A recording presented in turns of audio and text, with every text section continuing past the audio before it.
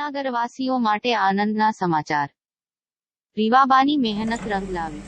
Sports પરિવારમાંથી આવતા જામનગરના યુવા અને સક્રિય મહિલા ધારાસભ્ય રીવાબા જાડેજાની મહેનત રંગ લાવી છે, જેના લીધે જામનગર શહેરમાં એક વધુ મોરપીંછ ઉમેરાવવા જઈ રહ્યું છે। જામનગરના ધારાસભ્ય રીવાબા જાડેજાના સરકાર સમક્ષ સફળ પ્રયાસને લીધે જામનગરને અત્યાધુનિક અને વિશાળ રમતગમતનું કોમ્પ્લેક્સ મળવા જઈ રહ્યું છે। રીવાબાના અથાગ પ્રયાસરૂપી રજૂઆતે આ વિશાળ પ્રોજેક્ટ માટે રાજ્યના મુખ્યમંત્રી દ્વારા પણ મોહર મારી દેવામાં આવી છે।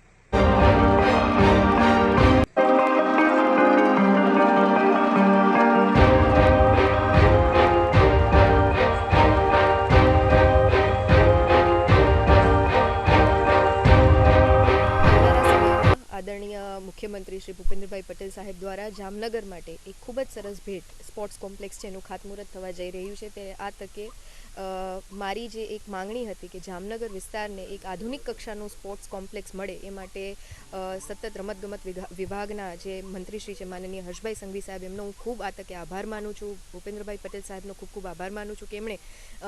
गया मार्च महीनामां मैं मांगणी मूकेली के जामनगर क्षेत्रे जामनगरनी भूमि एवी छे के जेने घणा एथलीट्स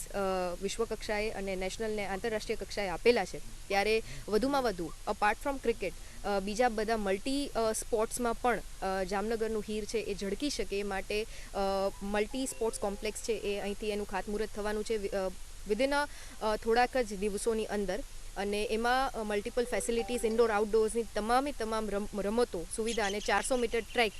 અને ખાસ એમાં સવિશેષ અમે એના માટે પણ અત્યારે મહેનત કરી રહ્યા છીએ કે એમાં એક લાઇબ્રેરીનું પણ निर्माण કરવામાં આવે, એટલે તમામ સંયુક્ત રીતે એક કોમ્પેક્ટ કહી શકાય એવું સ્પોર્ટ્સ કોમ્પ્લેક્સ લગભગ 5,27,000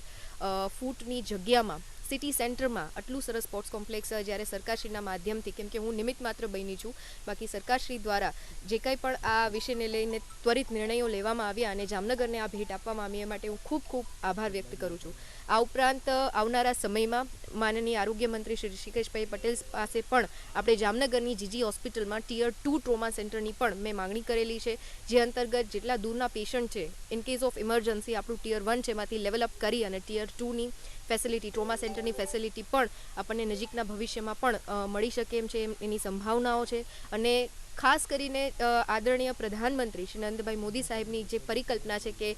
વિકસિત ભારત જ્યારે આપણે એક સંકલ્પ સાથે ચાલીએ છીએ ત્યારે છેવાડાના માનવી સુધી અને સમાજના દરેક વર્ગોને સાથે રાખી, ચાહે યુવા વર્ગ હોય, મહિલા વર્ગ હોય કે વૃદ્ધો હોય, એ માટેની તમામ સવલતોને આપણે ક્યાંક ને ક્યાંક પૂર્ણ કરવાનો જે અવસર અમને જનપ્રતિનિધિ તરીકે મળ્યો છે અને